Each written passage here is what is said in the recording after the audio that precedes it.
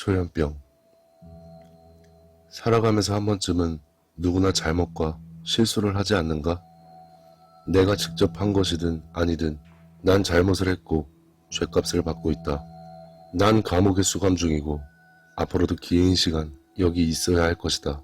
그런데 누가 되었든 제발 나에게 한 가지만 알려주었으면 한다. 지금 내가 보고 있는 하늘의 저 구름이 왜 웃고 있는지, 내가 보고 있는 모든 것들이 현실인지 아닌지, 그렇게 수많은 노력을 했는데도 나는 왜 다른 사람들처럼 평범해질 수가 없었는지, 어디서부터가 진짜고 가짜일까? 나는 지금 이 순간에도 무엇이 맞는 것인지 전혀 알 수가 없다. 나는 다른 사람들과 다른 세상에 살고 있으니 내 나이 30대 중반, 지금의 나를 존재하게 해준 시작점이 된 이야기는 내가 어렸을 때 나의 가족인 누나와 겪었던 이야기로 시작된다. 내가 초등학교 5학년이 되었을 무렵에 누나는 중학교 1학년이 되었고, 누나는 항상 성적이 우수한 모범생에 반장을 도맡아 하고 부모님 말씀 또한 잘 들었으며 다른 학부형들도 굉장히 부러워했던 완벽한 학생이었다. 나는 그런 누나가 좋으면서도 한편으로는 열등감을 가지게 만드는 질투의 대상이었다. 그러던 어느 날 방학 기간이었던 우리들은 부모님과 함께 등산을 가기로 했고, 나를 제외한 가족들은 즐겁게 이런저런 이야기를 떠들면서 가고 있었다. 나는 하늘에 보이는 구름을 보면서 조용히 걷고 있었고, 그 구름이 갑자기 갈라지며 고래가 한 마리 헤엄을 치며 나왔고, 나는 유심히 지켜보며 걸어가고 있었다. 그렇게 걷다가 산 입구에 도착해 우리 가족은 등산을 시작했다. 그렇게 한참을 올라가 곧 정상에 다다를 때쯤 인근의 정자에서 잠깐의 휴식을 가졌는데, 산에 오르면서 구름이 점점 가까워지는 걸 보고는 아까 보았던 그 고래를 조금 더 가까이서 보고 싶던 나는 절벽 쪽으로 걸어갔다. 집중해서 고래를 찾던 나는 한참을 절벽 끝에 서 있었는데, 그때 뒤에서 인기척이 느껴져 돌아보았다. 커다란 고래 같은 눈을 가진 사람이 갑자기 내 뒤에 서 있었고, 난 너무 놀라 밀치고 도망쳤다. 그 이상한 사람은 나에게 밀려나 기괴한 소리를 내며 그대로 절벽 아래로 떨어졌고, 나는 두렵긴 했지만 한편으로는 무서운 괴물을 물리친 것 같은 묘한 느낌에 나도 모르게 웃음이 새어나왔다. 휴식을 마치고 슬슬 올라가자는 부모님의 목소리에 달려갔는데, 이상하게도 같이 올라왔을 누나는 보이지 않았다. 누나가 보이지 않자 부모님은 왠지 모를 불안감에 누나의 이름을 외치며 찾기 시작했고, 한참의 시간이 지나도 누나가 오지 않자 부모님은 울부짖으며 누나를 찾기 시작했다. 결국 경찰에 신고를 하고 산에 올라온 경찰과 주변 산의 보안에 관련된 사람들이 몰려와 같이 수색을 하기 시작했고, 수색을 시작한 지 1시간이 채 되지 않아 누나를 찾을 수 있었다. 누나는 시체로 발견이 되었고 절벽 아래로 떨어져 있었다. 나는 절벽 아래로 천천히 걸어 내려갔고 아래를 쳐다보았다. 난 너무 놀라 넘어져 버렸다. 밑에 떨어져 죽어있던 것은 누나가 아닌 큰 고래의 눈을 가진 이상한 사람이 피를 흘리며 죽어 있었기 때문이었다. 내가 아까 절벽 끝에서 물리쳤던 고래 인간은 괴물이 아니라 누나였던 것이었다. 나는 무엇을 본 것인가? 내가 누나를 죽인 것인가? 나는 내가 겪었던 일을 부모님께 말씀드렸고, 부모님은 정신을 놓을 것 같은 표정으로 나를 꽉 감싸 안으며 아무 말도 하지 않으셨다. 이후 누나의 장례식이 치러졌고, 어떻게 된 건진 모르겠지만 누나는 나에게 떠밀려 죽은 것이 아닌 가족끼리 함께 등산을 갔다가 발을 헛디뎌 절벽에서 떨어져 죽은 것으로 처리되었다. 나는 장례가 끝나고 경찰 조사가 끝나자마자 부모님의 손에 이끌려 병원으로 끌려갔고, 그 병원은 정신병원이었다. 여러 차례 병원을 오가며 꽤 오랜 기간 동안 병원을 다녔고, 나는 치료를 받는 동안 고등학교를 졸업하고 어른이 되었다. 나이를 점점 먹으니 조현병 증상이 있다는 것을 알게 되었고, 인정하기 싫었지만 내가 인정을 하고 마음을 먹은 순간부터 제대로 된 치료가 된다는 의사선생님의 말씀을 듣고 용기를 내 나의 아픔을 인정하기로 했다. 하지만 내 눈에 보이는 것들까지 사실이 아니라고 부정할 수 없었다. 하늘에서는 헤엄치듯 돌아다니는 물고기들과 사람들 사이에서 아무렇지 않게 걸어다니고 있는 외계인들, 심지어 그 존재들은 내가 말을 걸면 대답도 해준다. 이것을 어찌 아니라고 가짜라고 부정한단 말인가. 이러한 내 생각들을 부모님에게 말하면 부모님은 늘 내가 아픈 것을 인정해야 된다고 말을 하셨다. 또 그렇게 해야 앞으로 평범한 삶을 살아갈 수 있다라는 말만 반복하셨다. 누나도 없는데 너까지 이러면 어떡하냐며 한숨을 쉬며 말하셨다. 나도 부모님이 괴로운 것은 싫었다. 이대로 부모님을 더 힘들게 하기 싫었던 나는 생각을 달리 해보기로 했다. 내 눈에 보이는 것들을 조금씩 부정하기 시작했다. 꽤 오랜 기간 동안 열심히 노력한 결과 나는 완벽하게 치료가 된 것은 아니었지만 그래도 평범한 일상생활을 할 수 있을 정도로 호전이 되었다. 병원에서도 이제 일상생활에는 크게 지장이 없을 거라는 말에 나는 그날 누나가 안치되어 있는 납골당으로 향했다. 내가 그때 이상한 것인 줄 알고 밀쳐버렸던 것이 누나였다는 걸 알고 나서 누나에게 제일 먼저 가고 싶었지만 지금까지 가보지 못했던 것이 마음에 걸려 제일 먼저 누나에게 간 것이었다. 사과를 하고 그 자리에 한참을 있다가 집으로 돌아왔다. 그렇게 평범한 하루를 보내고 있던 나는 운 좋게 직장에 취직을 하게 되었고 사회생활을 무리 없이 해나가고 있었는데 문득 나도 모르게 병에 관련된 증상이 나타나 그것을 깨달을 때쯤이면 서둘러 약을 챙겨 먹고 병원을 방문해 더 이상 상태가 나빠지지 않게끔 치료도 게을리하지 않았다. 20대 후반으로 접어들었을 때 나는 이제 완벽하게 치료가 된 것 같다고 판단했고 어렸을 때 안 좋은 일을 가슴속에 묻고 새로운 인생을 살기 위해 더욱더 노력했다. 그 소중한 시간들을 낭비하지 않았고 열심히 살던 나에게 행복한 일이 생겼다. 정말 사랑하는 사람이 생겼고 나는 그 사람을 위해서 더욱더 열심히 살겠다고 굳게 다짐했다. 그렇게 사랑하는 사람과 연애를 시작했고 시간이 지나 우리는 결혼을 했다.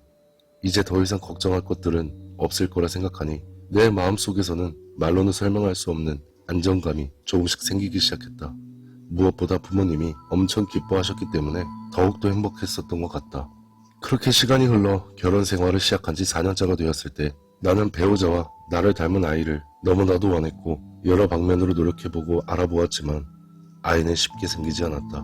우리 부부는 그 힘들었던 시간 동안 서로 싸우지 않고 배려하며 열심히 노력했고 이 힘든 상황은 시간이 해결해 주리라 믿었다. 그런 노력에도 불구하고 아이는 마음처럼 빨리 생기지 않았고 서로 지쳐 하루하루를 싸움으로 보내고 있을 때쯤 어느 날 아내에게 검사를 한번 받아와야겠다는 소리를 듣고 병원을 찾아갔는데 드디어 우리 부부에게도 아이가 생겼다는 의사 선생님의 말을 듣고는 하늘이 떠나가라 미친 듯이 소리를 지르며 기뻐했다. 이제 내 인생에 더 바랄 게 없다는 생각을 하며 이런 나에게도 하늘은 축복을 내려주는구나 하고 생각하며 잔치를 할 정도였다.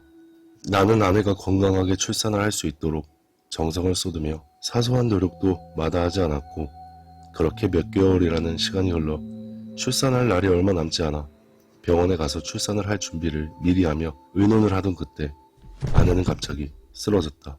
난 아내를 차에 태우고 당장 병원으로 달려갔지만 병원에서는 이미 늦었다는 말과 함께 절망에 가까운 말을 했다. 그렇다. 아내가 유산을 했다는 것이었다. 그렇게 노력을 하고 정성을 쏟았건만 어떻게 얻은 아이인데 일이 쉽게 사라져버린단 말인가. 나는 끊어져 버릴 것 같은 정신을 힘껏 붙잡은 채 의사에게 큰 소리를 치며 따져댔다. 의사는 본인이 한 번도 본 적 없는 케이스라며 논문에서도 찾아볼 수 없는 상황이라 할 말이 없다는 말만 반복했다. 나는 아내 옆으로 다가갔다. 아내는 조용히 흐느껴 울고 있었고 그런 아내의 모습을 보다가 무심코 배를 보게 된 나는 이건 진짜 현실이구나 라는 생각에 그 자리에서 쓰러졌다. 시간이 좀 지나 눈을 떴을 땐 병원이었고 옆에서 아내가 나를 돌보고 있었다. 오랜 시간 누워 있었다는 말을 들었다. 일과 아내를 한꺼번에 신경 쓰고 있던 터라 많이 피곤했는지 스트레스와 겹쳐 쓰러진 듯 보였다. 힘든 몸을 이끌고 집으로 돌아온 나는 나보다 아내가 더 힘들겠다는 생각에 이제부터 아내에게 조금 더 신경을 쓰기로 했고 시간이 지나고 난 뒤에 다시 한번 아이를 가져보기 위한 노력을 해보기로 했다. 내 아내도 제정신을 유지하긴 힘겨워 보였다. 항상 우울했고 나의 노력에도 큰 변화는 딱히 없었다. 그러던 어느 날 나는 회사를 마치고 퇴근하는 길에 아내의 기분을 풀어줄 겸 마트에 들려 고기와 와인을 사들고 집에 들어왔는데 아내는 뭔가 엄청 기분이 좋은 듯 웃는 소리가 들렸다. 갑자기 아내의 기분이 좋아진 것에 의문이 생겼고 무슨 일인가 싶어서 아내를 유심히 보니 한쪽 팔에 아기 인형을 안고 웃으며 아이를 돌보듯 행동을 하고 있었다. 그러면서 행복한 웃음소리를 내고 있던 것이었다. 어디서 난 인형이냐, 왜 인형을 아이를 다루듯이 하고 있냐고 제정신이냐며 이런저런 말을 막 뱉어댔지만 아내는 내 말을 들은 채 하지 않고 행복하게 웃고만 있었다. 아내는 그 인형을 진짜 아기처럼 돌봐주었다. 안아주고 포대기에 싸서 업고 목욕도 시키고 심지어는 모유를 먹이는 흉내를 내기도 했다. 이쯤 되니 아내가 조금 걱정되기 시작했다. 나는 어렸을 때부터 정신병에 대한 치료를 받지 않았던가.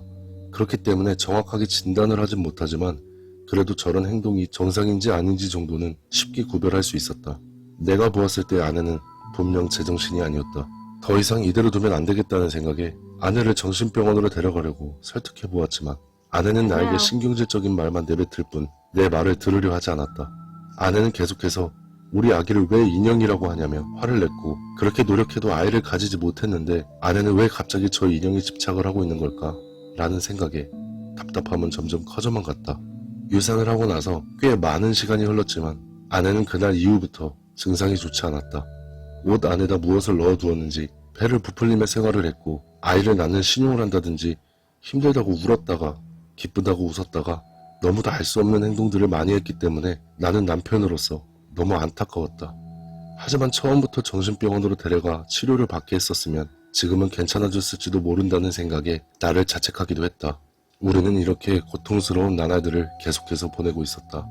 그러던 어느 날 밤 난 도저히 안 되겠다 싶어 아기 인형을 아내에게서 떼어놓으려 하자 아내는 비명을 지르며 나를 밀쳐냈다. 난 마음이 너무 아팠다.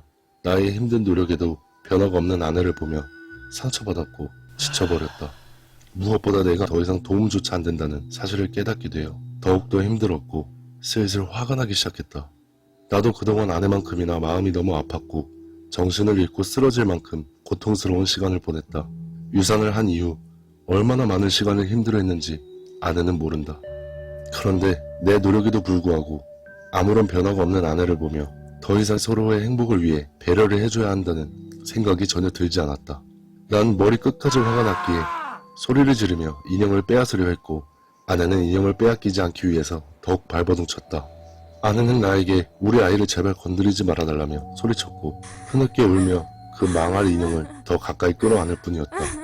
뭔가 강력한 조치가 필요하다는 걸 느낀 나는 더 이상 이대로 가다간 내가 버티지 못하고 미쳐버릴 것만 같아 생각을 해보았다. 아내는 내가 과거에 겪었던 일들과 나의 병을 모르기 때문에 그런 힘든 상황을 이겨내고 본인에게 해주는 나의 이러한 노력들이 얼마나 힘든 일인지 잘 모르고 있다. 물론 내가 말을 해주지 않았기 때문에 더 잘해야 된다는 생각으로 그동안 버틴 것이었건만 더 이상은 참을 수 없었다.